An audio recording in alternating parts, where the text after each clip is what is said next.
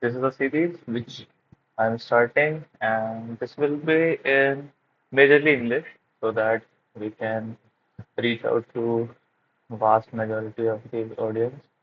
And this series is for web cache poisoning.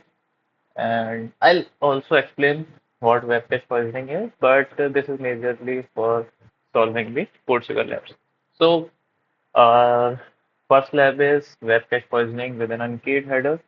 This lab is vulnerable to web cache poisoning because it handles input.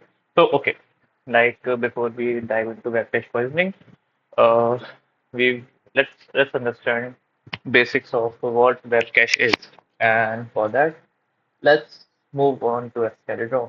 So, normally what happens is, suppose this is a user and this is a server.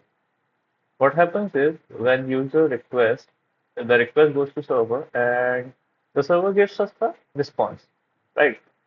So this is a what is a request, and here this is a response. This is our user, and this is our what we say application server. Okay. So what happens is this application server might be hosted into today we use cloud a lot. So this application server might be hosted maybe somewhere in some region which might be very far away from the region in which this user is sitting. But we have to we have to facilitate the user to get the app response of that application, and that too in a way which does in which user experience does not get hampered.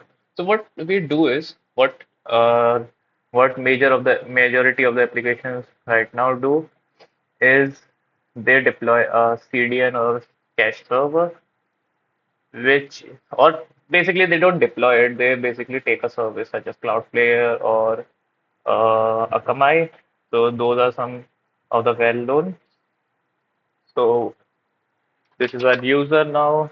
This was a CDN server, also known as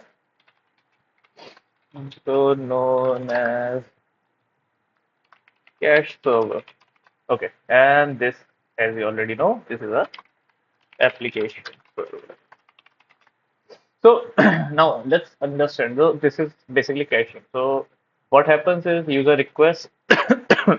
Sorry, user request to the user request goes to CDN server. CDN server checks whether it has the response for the request. If not, then CDN server or cache server sends the request to the application server. Application server responds, and this CDN server saves it. For example, uh, let's say it saves it like uh, request one, uh, request one, response. Like this.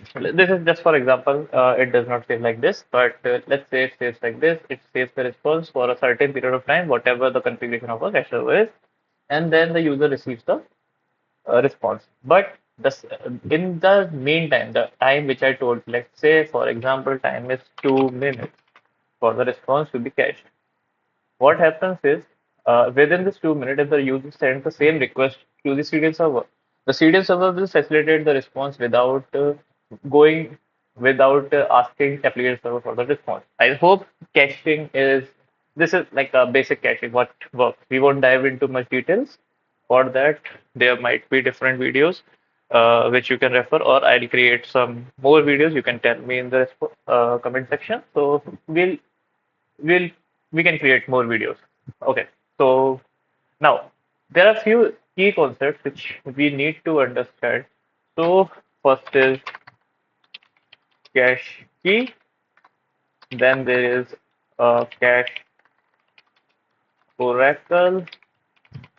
I like to say it identifier,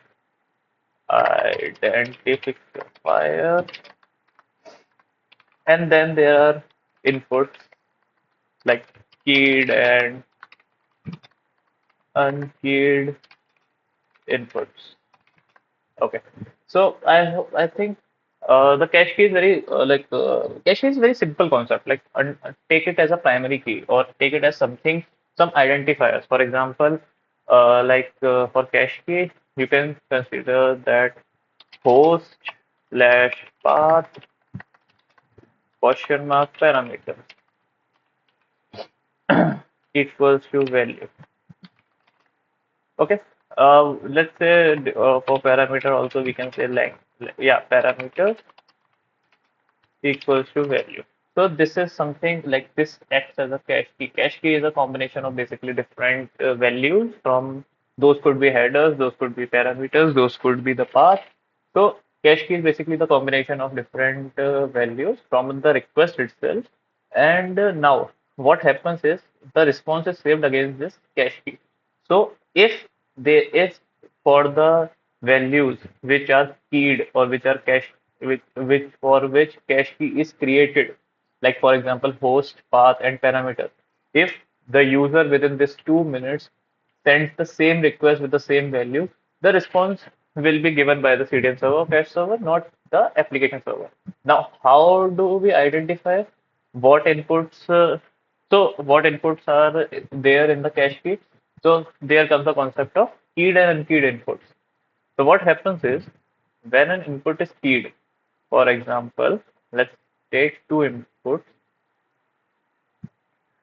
like there is a parameter, let's say language equals to English, and then there is another parameter language equals to Hindi. Okay. So what happens is when there is language equals to English, take this parameter. If a, if this is a keyed parameter, keyed basically this is keyed is simply understand keyed parameters as or keyed inputs as the parameters or values or any uh, identifier or any header that is involved in the cache key. So what happens is when the user requests the same value which it has previously requested for. So the change in this value affects the firstly affects the response. That's the input, user input. Then if this change in value also changes the affects how CDN acts. Like for example, if language equals to en is a cache, is a keyed parameter, and when a user requests this again, and it is facilitated by a cache server. Now think of it. What happens if the user next request for language equals to Hindi? Our cache server, because it's a keyed input, our cache server don't know that what does this mean or don't have the response for this. So it sends it to application server. But what happens when the language EN and language Hindi don't think is not a is an unkeyed parameter. When it's an unkeyed parameter, whatever like for example the server is caching just this language equals to okay whatever be the language. So what will happen is if a user has request for en, the initial request, because there was no response, it went to the application server gave the application data into English language. But now what happens when the user requests for language Hindi. So what a CDN server does is CDN server went through that I have this language equals to cache, but this was unkeyed.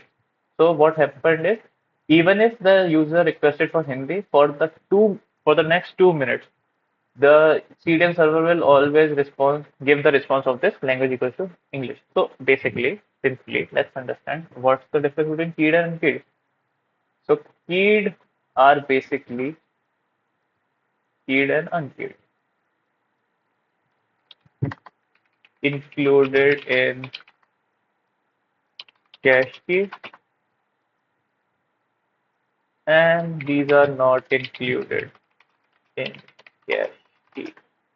So one of the major mitigations which we'll discuss about these in our later videos or which you will come across is always keep the inputs which affect the response in any way or which can modify the response should always be the keyed inputs, not the unkeyed inputs. So because Unkeyed inputs help us to create the discrepancy between application server and the cache server, and that's where the cache poisoning attack lies. And what are cache oracles? Cache oracles are basically response headers, which tells us whether we have hit the cache or not, or we have hit the cache server, or the request went for the response is coming from the application server. So these are the basically identifiers. That's why I said identifiers. So now I think basics are pretty much clear. So let's move on to the lab. So our lab is web cache poisoning with an unkeyed header. So now, as I already told, so there's a header which is not being included in the in our what we say in our cache key. So we can like what we can think of is there would be a header of which we would provide some value, and that value will be affecting the response, and that response will is being saved in this cache server, and all the users requesting the same thing will receive the poisoned response from the cache server. So I think that's it. This lab is vulnerable to web cache poisoning because it handles input from an unkeyed header in an unsafe way. An unsuspecting user regularly visits the site's homepage to solve this lab, poison the cache with a response that executes. Okay, we have to execute a XSS. Okay, we'll copy this. We'll go to this lab, and now, okay, we have a burp enable. We'll just clear everything and go to this. So now for like there's also automation. First I'll go for the param miner, and because we know there's an unkeyed header, so I think I'll go for guess headers, maybe key input name. I think default works for us. Let's see if we find anything, but I'll also go for a manual way. So now first thing, see here, X cache hit. Now there's also a concept of cache busters. So we'll also put that. Cache buster is basically nothing but a random string such as ASDF 123. So what happens is this random string when we send and it gives us access miss. Basically, cache busters are nothing but a random string which we use during our during a testing so that we won't poison or we won't have to wait for the cache to get clear and then perform the action. So yeah. So like for this, we have already seen that there might be some uh, header. I let's go to here output uh, details expression with a param. Okay, param output. Okay, see, guess headers.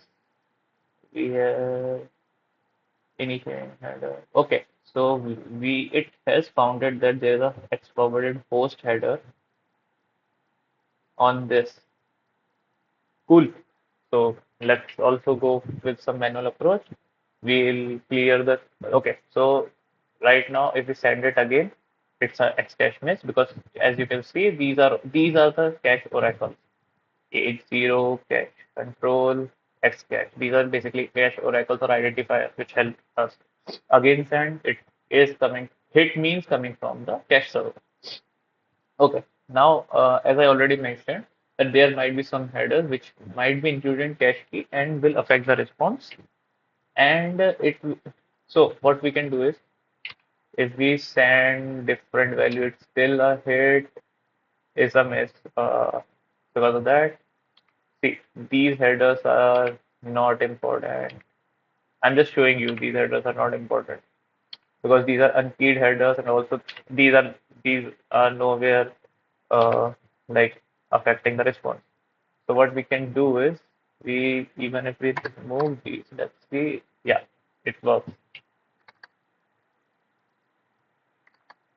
Okay, so this is now a very clear and simple request. Let's go for X forwarded for header. So X forwarded for is also a override header. Um, we'll discuss about it in some other video where we'll discuss about host header attacks. So exploited host, one of our headers. Let's try eagle. Let's try hello.com, something like this, and see, do we get hello.com somewhere? Yeah, we get hello.com here reflected over here. So now I think I understood what we have to do now. First, let's go here, go to expert server, alert document dot cookie, right? We created this, copy our exploit server URL, control C, put it over here, and said it says xdash miss. So we can see that our exploit server URL is here. And now it is loading, it is fetching some resource from this URL. So what more can we do from this? See, what we can do is we can just copy this from here and put rename our exploit. So here,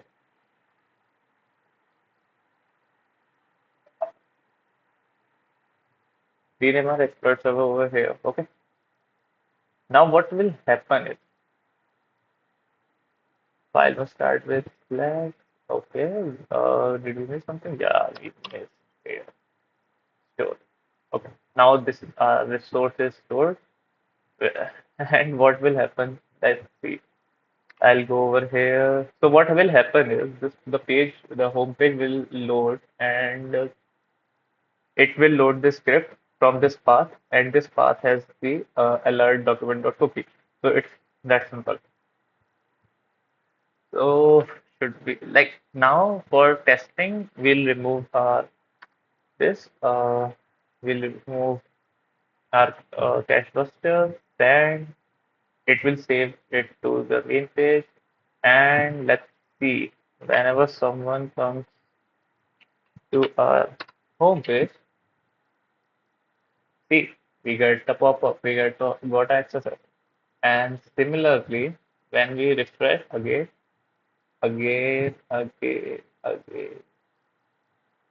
basically we are checking that after 30 seconds, we might stop getting these accesses pop-up because right now this request is being fulfilled by okay, and our lab got solved, but this for the time being that request was being fulfilled by the cache server and not the application server. And as soon as the cache key expired, or the cache time, whatever the expiry got hit, uh, the application server then gave a response.